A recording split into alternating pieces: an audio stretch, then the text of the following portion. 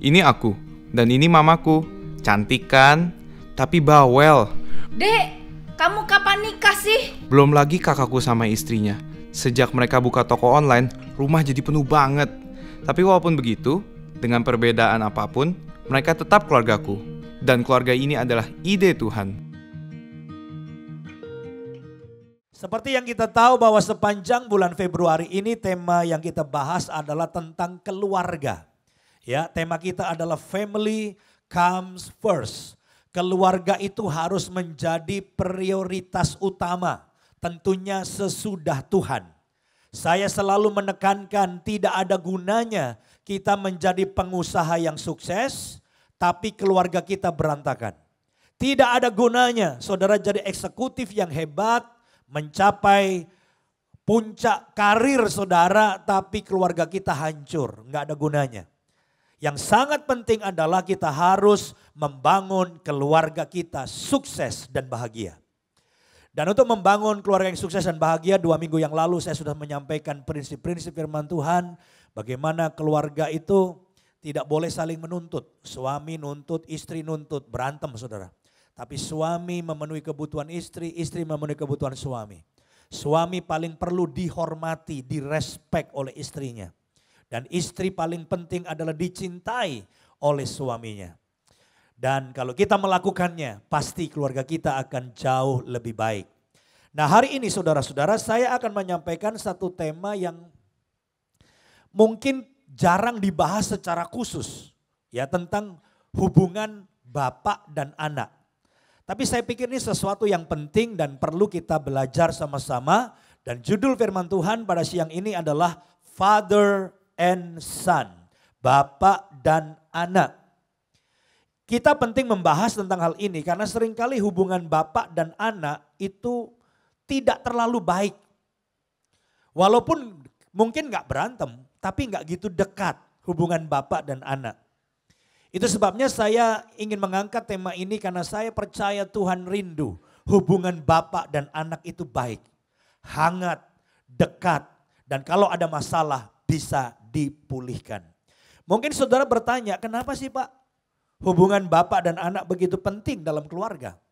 Nah, hari ini saya menyampaikan ada 3 alasan utama mengapa hubungan bapak dan anak itu penting. Dan mengapa kita siang ini membahas tema Father and Son. Mari kita mulai dengan alasan yang pertama. Kenapa hubungan bapak dan anak itu penting? Yang pertama, karena hubungan bapak dan anak adalah simbol hubungan kita dengan Tuhan. Hubungan bapak dan anak adalah simbol yang menggambarkan hubungan kita dengan Bapa di sorga. Mari kita membaca Matius 3 ayat 17. Matius pasal 3 ayat yang ke-17. Saya akan bacakan.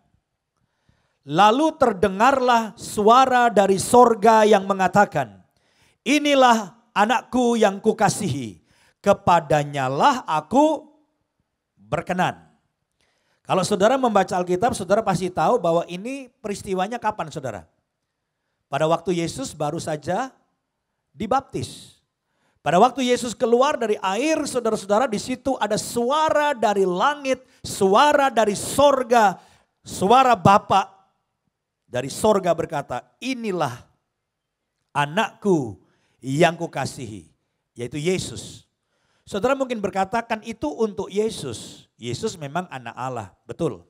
Tapi saudara jangan lupa bahwa kita semua yang percaya kepada Yesus, kita juga mendapat hak untuk menjadi apa? Halo, ini baca Alkitab gak sih ini semua? Semua kita yang percaya kepada Yesus, kita mendapat hak untuk menjadi apa? Anak Allah. Makanya Alkitab sering bilang Yesus itu yang sulung, kakak sulung. Kita semua adik-adiknya. Kenapa? Kita semua juga disebut anak-anak Allah. Jadi kita anak, dia Bapa. Di dalam Mazmur pasal 103 ayat 13 juga kita menemukan penjelasan bahwa kita ini dengan Tuhan adalah hubungan bapak dan anak. Ya, Mazmur 103 ayat 13. Seperti Bapa yang sayang kepada anak-anaknya, demikian Tuhan sayang kepada orang-orang yang takut akan Dia. Lagi-lagi ini adalah gambaran hubungan. Kita semua yang takut akan Tuhan adalah anak dan Tuhan adalah apa? Bapa. Dan ini sesuatu yang luar biasa, saudara. Sesuatu yang luar biasa yang gak ada di dalam kepercayaan lain. Gak ada di agama lain. Di dalam kepercayaan lain, saudara-saudara, kita melihat hubungan umat dan Allah itu rasanya jauh. Kadang-kadang digambarkan Allah itu besar dan sadis kadang-kadang. Salah dikit hajar. Oh, rasanya mengerikan. Ada juga kepercayaan menggambarkan Allah itu tak terjangkau, terlalu jauh, jauh di sana, nggak ada hubungan. Tetapi di dalam Yesus, kita semua yang percaya kepada Yesus, kita punya hubungan dan bisa memanggil Allah yang besar itu adalah sebagai apa? Bapa. Dan kita semua adalah anak. Dan ini sesuatu yang luar biasa, hubungan Bapa dan anak, sebuah hubungan yang intim. Hubungan yang sangat dekat, hubungan yang penuh kasih tanpa syarat. Tuhan Yesus pun memberi perumpamaan tentang anak yang terhilang. Untuk menjelaskan hati Bapa seperti apa. Bagaimana Tuhan Yesus menceritakan, ingat kisah tentang anak yang terhilang saudara. Ada anak yang gak tahu diri, kurang ajar, bapaknya belum mati. Minta apa saudara? Warisan. Ini anak gak tahu diri nih. Minta warisan, bapaknya masih seger buger. Tapi bapaknya baik. Dikasih enggak? Dikasih. Setelah dapat warisan, apa yang dilakukan oleh anak yang tak tahu diri ini? Dia pergi tinggalkan bapak ibunya. Dia pergi tinggalkan rumah ayahnya. Untuk apa? Bersenang-senang, berfoya-foya. Dia ngabisin semua harta warisan itu. Sampai akhirnya habis enggak? Habis. Timbul kelaparan lagi. Lalu dia akhirnya kelaparan. Gak punya duit. Dia langsung kerja ke mana? Ingat, peternakan babi. Kerjaannya ngasih makan babi. Kumpul sama babi. Pasti baunya babi. Dalam kondisi begitu terpuruk, dia ingat rumah bapak. Biasalah orang susah ingat Tuhan. Tapi lebih bagus daripada ingat dukun, saudaraku. Dia ingat di rumah bapaknya banyak makanan. Pegawai-pegawai bapaknya, wah berkelimpahan makanan. Lalu dia pulang, mau pulang. Tapi dia ragu-ragu, bapak saya terima saya enggak ya? Dia ragu-ragu, tapi dia pulang. Enggak apa-apa lah, enggak jadi anak enggak apa-apa, jadi pegawai juga enggak apa-apa. Pulang. Apa yang terjadi saudaraku? Nah kita baca ayatnya. Ternyata bapaknya itu rindu sama anaknya yang kurang ajar itu. Bapaknya tiap hari nunggu depan rumah. Ayo kita baca ayatnya. Lukas 15 ayat 20b. Lukas 15 ayat 20b. Ayahnya itu, baca sama-sama, ayahnya itu apa? Berlari mendapatkan dia. Siapa dia di sini? Anak yang kurang ajar itu. Siapa dia di sini? Anak yang bau babi itu. Anak yang udah jauh meninggalkan bapaknya. Mendapatkan dia, lalu diapain? Merangkul dan mencium dia. Gila ini. Pasti itu anak yang bau babi itu syok. Waduh, ternyata bapakku menunggu aku, peluk aku, cium aku. Padahal aku telah mengecewakan ayahku. Saudara, hari-hari ini saya beritahu ada banyak anak terhilang. Dan ada banyak bapak yang punya hati yang kecewa sama anaknya. Nggak mau terima anaknya. Anak saya udah saya anggap mati katanya. Anak saya narkoba. Anak saya hidupnya nggak bertanggung jawab. Saya kecewa, saya benci. Saya nggak mau tahu anak saya mau hidup mau mati. Bukan urusan saya. Tapi Tuhan Yesus mau kasih tahu. Bapak di sorga nggak seperti itu. Bapak di sorga menunggu kita walaupun kita berdosa untuk kembali pulang. Bertobat. Karena Bapak di sorga menerima kita tanpa syarat. Bapak tunggu kita dan Bapak akan lari waktu kita pulang. Kita baru jalan 1-2 langkah, Bapak 10 langkah. Dia peluk kita anaknya. Dia ampuni kita. Dia cium kita. Dia pulihkan kita. Saudara, hari ini saya ingin beritahu. Ada banyak orang Kristen yang hubungannya gak beres, bapak dan anak. Ada anak-anak yang lari dari rumah. Lari bisa jadi karena maunya sendiri, tapi juga bisa karena ditolak oleh bapaknya. Ada bapak-bapak yang tidak mau peduli dengan anaknya. Tuhan ingin hubungan kita pulih. Saya mendorong setiap bapak di sini untuk lari dan peluk anakmu. Artinya apa? Ada pengampunan, ada kasih tanpa syarat. Demikian juga anak lari, rangkul bapakmu. Gak perlu gengsi. Karena ini hubungan harus pulih. Sebab apa? Hubungan bapak dan anak itu adalah simbol hubungan Bapa di sorga yang mengasihi kita, yang menerima kita apa adanya. Dan betapa pentingnya setiap hubungan yang hancur antara bapak dan anak hari ini dalam hadirat Tuhan bisa dipulihkan. Yang setuju katakan amin. Dan kita berikan kemuliaan yang paling meriah bagi Tuhan. Haleluya. Sekarang yang kedua, mengapa hubungan dan bapak dan anak itu penting, saudara-saudaraku? Karena anak dibentuk oleh bapak atau orang tuanya. Anak itu jadi seperti apa, itu dibentuk oleh bapaknya. Anak itu menjadi seperti apa adalah tanggung jawab dan tugas dari bapak. Bagaimana seorang bapak bisa anggap itu tidak penting? Anak menjadi seperti apa sangat ditentukan oleh sang bapak. Dan kita semua tahu kebenaran ini. Tetapi ternyata tidak mudah dilakukannya. Apa yang namanya parenting, itu disebut dengan parenting. Ya, parenting itu bagaimana menjadi orang tua yang baik, orang tua yang benar, bagaimana mendidik anak, hubungan dengan anak, dan membuat anak itu menjadi orang yang sukses dan hebat. Itu sangat ditentukan oleh orang tua. Dan memang ini tidak mudah. Bahkan Alkitab mencatat orang-orang yang hebat di dalam Alkitab pun banyak yang gagal menjadi bapak yang baik. Kita mengenal seorang raja yang hebat, terkenal, pemazmur yang disukai oleh orang-orang Israel, namanya Raja Daud. Daud itu kurang apa saudaraku? Orang hebat, sukses, dicintai Tuhan. Tapi saudara tahu keluarganya, keluarga Daud, anak-anaknya maksud saya khususnya, itu memberontak semua terhadap dia. Berontak terhadap Daud dan hidupnya gak benar. Dan saudara tahu anak-anak Daud mau membunuh Daud. Saudara bisa bayangkan betapa buruknya hubungan antara Daud sebagai bapak dan anak-anaknya. Kalau mau dibilang yang rada lumayan sukses ya cuman satu. Anaknya Daud, namanya siapa? Salomo. Tetapi kita tahu Salomo juga pada masa tuanya dia makin jauh dari Tuhan. Kebanyakan gundik sebagai raja. Itu hadiah dari raja-raja lain, itu kasih upeti dan kasih gundik-gundik buat dia. Dan itu membuat dia jauh dari Tuhan. Dan kita tahu ketika Salomo mati, saudaraku, itu akhir dari kebesaran kerajaan Israel karena kemudian pecah kerajaan Israel. Alkitab juga mencatat seorang imam namanya Imam Eli.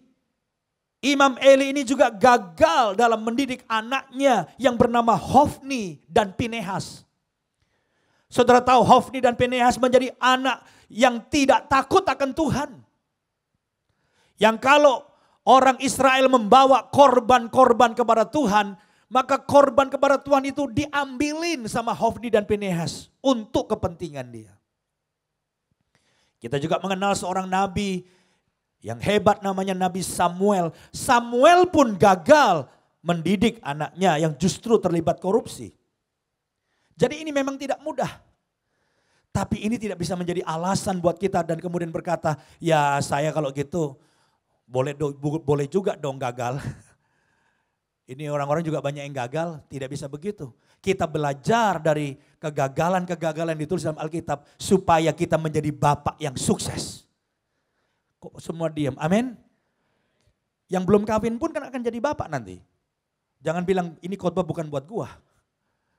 Ini khotbah buat setiap kita yang belum menikah bisa jadi bekal. Bahwa anak itu dibentuk oleh bapaknya. Karena itu seorang bapak punya tanggung jawab untuk mendidik anaknya. Kita semua tahu istilah kamu persis bapak kamu. Betul nggak saudara? Kamu ini persis kayak bapak kamu. Ya. Kita sering mendengar hal itu. Karena memang pada kenyataannya buah tidak jatuh jauh dari pohonnya. Anak akan meniru cara ayahnya berbicara. Gaya duduk, gaya makan, gaya marah, caranya bersikap. Orang kan bilang ini mirip bapaknya, turunannya. Bukan sekedar karena gen. Tapi juga karena anak melihat dan meniru. Betul gak saudara? Itu sebabnya saudaraku di dalam mendidik dan membentuk anak, didikan itu bisa melalui perkataan, ajaran kita, tapi juga melalui kita menjadi contoh, menjadi teladan bagi anak-anak kita. Yang setuju katakan amin. Yang menjadi bapak yang baik bilang amin. Puji Tuhan.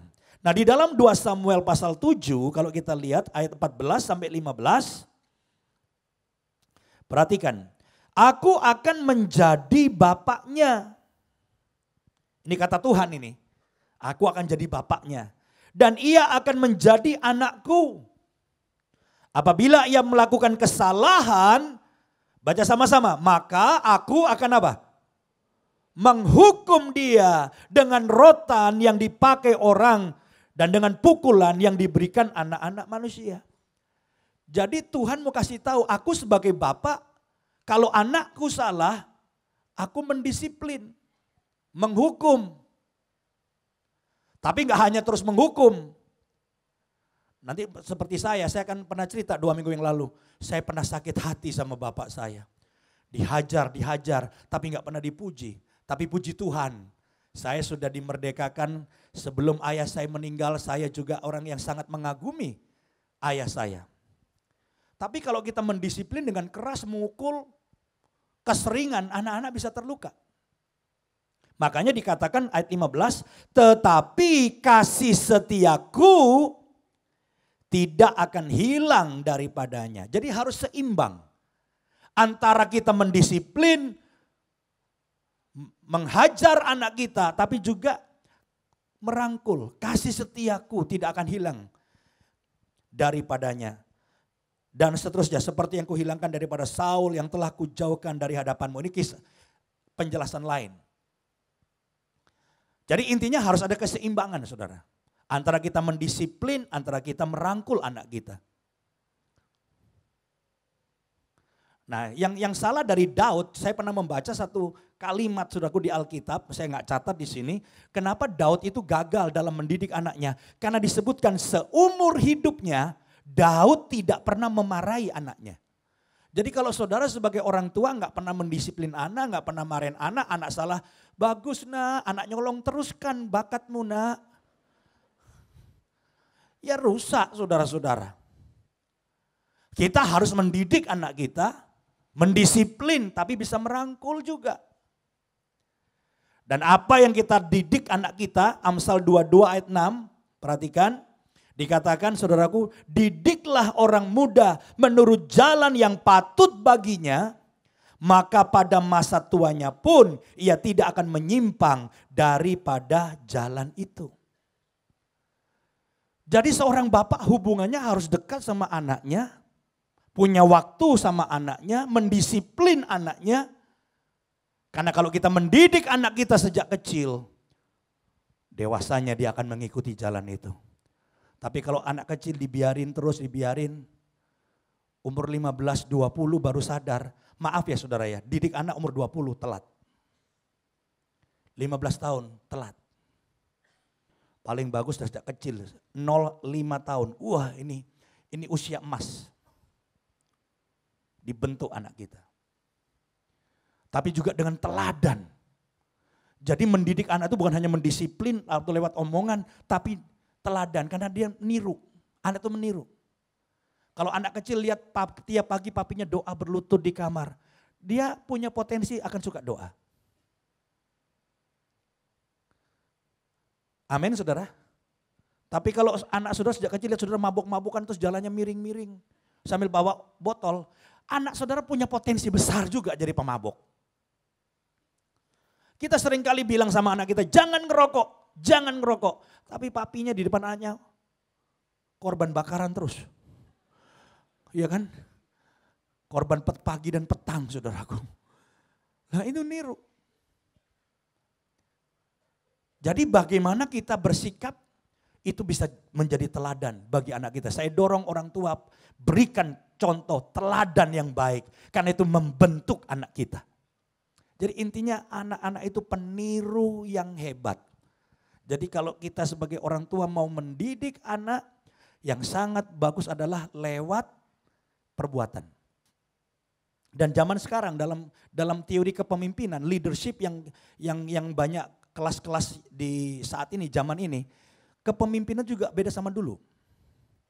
Kalau dulu tuh kepemimpinan saudaraku dengan cara mempengaruhinya tuh ada tekanan dan sebagainya. Tapi kalau sekarang kepemimpinan itu memimpin dengan cara apa? Inspiring. Inspiring apa Indonesianya ya? Menginspirasi. Maaf saya udah 20 tahun di Amerika. Menginspirasi. Pendeta zaman sekarang pun gak boleh khotbah nakut-nakutin jemaat. Zaman dulu masih ada. Saya dengar suara Tuhan. Kalau ada jemaat NDC yang pindah gereja, saya pastikan terkutuk dia. Tokonya akan tutup dan dia tidak akan dapat berkat. Itu saya namanya nakut-nakutin. Itu gaya zaman dulu. Saudara harus memberi. Kalau tidak memberi, seret berkatnya. Sekarang lebih bagus pemimpin itu gimana jemaat memberi. Gimana anggota KOR memberi. Dengan cara pemimpin memberi dulu. Kalau pemimpinnya suka memberi, maka yang di bawah suka memberi. Betul nggak saudara? Tapi kalau pemimpinnya pelit, di KOR nggak pernah bawa makanan, saya pastikan ke bawahnya tambah pelit. Kenapa? Ini maaf ya saudaraku ya, memang ada juga yang pemimpinnya suka memberi, anak buahnya belajarnya lama gitu, pelit terus, ada juga. Tapi rata-rata kalau dari pemimpinnya itu menginspirasi, kasih contoh, ke bawah juga. Kalau pemimpinnya nggak pernah bawa makanan, dia suka bungkus sisa makanan, maka anak buahnya suka bungkus semua. Kalau pemimpinnya suka berdoa, pasti anak buah suka berdoa. Pemimpinnya suka puasa, ke bawahnya suka puasa. Sama seperti anak juga gitu. Saudara mau mengajarin gimana kerasnya kalau kita nggak memberi contoh, menginspirasi. Nggak bisa. Makanya jadi seorang bapak kita punya tugas yang luar biasa. Pentingnya, istimewa juga anak kita dibentuk, dididik oleh bapaknya. Jadi anak kita jadi seperti apa? Sangat bergantung dari bapak. Hubungan harus dekat.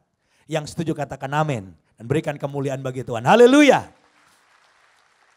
Yang ketiga, yang terakhir, saudara-saudaraku, kenapa hubungan bapak dan anak penting sekali? Karena kebanggaan dan kesuksesan terbesar seorang bapak adalah apa? Anaknya. Catat baik-baik, kesuksesan saudara yang terbesar bukan karena bisnismu maju. Lalu saudara bilang, iya Tan, itu juga buat anak. Warisan terbesar untuk anak bukan harta. Kalau saudara sebagai orang tua tidak memahami ini, bahwa kebanggaan terbesarmu itu adalah anak yang sukses, saudara akan gak punya waktu buat anak. Saudara akan sibuk cari uang. Saudara akan sibuk bisnis, kerja, cari uang. Kalau ditegur, kenapa sih gak pernah sama anak, jalan bareng atau ngadain anak. Kan semua yang saya kerjakan buat anak. Selalu gitu. Saya udah ketemu sama banyak orang tua yang menyesal. Kerja mati-matian 30 tahun kumpulin harta, diwariskan pada anaknya. Saudara tahu karena anaknya gak pernah dididik, gak pernah ada waktu buat anak. Saudara tahu harta yang dikumpulkan 30 tahun dikasih ke anaknya, dihabiskan sama anaknya cuma setahun. Itu anak gak ngerti gimana dengan uang, salah pergaulan, habis. Gak salah bisnis, gak salah kerja cari uang. Tapi kalau saudara anggap itu warisan yang paling membanggakan, salah. Warisan terbesar kita adalah anak yang hidup dalam kebenaran. Anak yang berguna dan punya dampak bagi bangsa. Anak yang punya dampak bagi lingkungannya. Itu adalah kebanggaan orang tua. Bukan saudara cari harta sebanyak-banyaknya, bisnis habis-habisan. Pokoknya semua kekayaan saya kan nanti saya wariskan pada anak. Itu warisan bisa habis. Kalau anak kita tidak hidup dalam kebenaran. Makanya saya ingin katakan anak adalah kebanggaan terbesar dari orang tua. Biar anak-anak kita berjalan dalam kebenaran. Biar anak-anak kita membanggakan kita. Karena hidupnya jadi berkat bagi banyak orang. Yang setuju katakan amin. Dan berikan kemuliaan bagi Tuhan. Haleluya. Amsal 23 ayat 24 sampai 25. Amsal 23 ayat 24 sampai 25 saya bacakan. Ayah seorang yang benar, maksudnya ayah dari anak yang benar. Akan apa?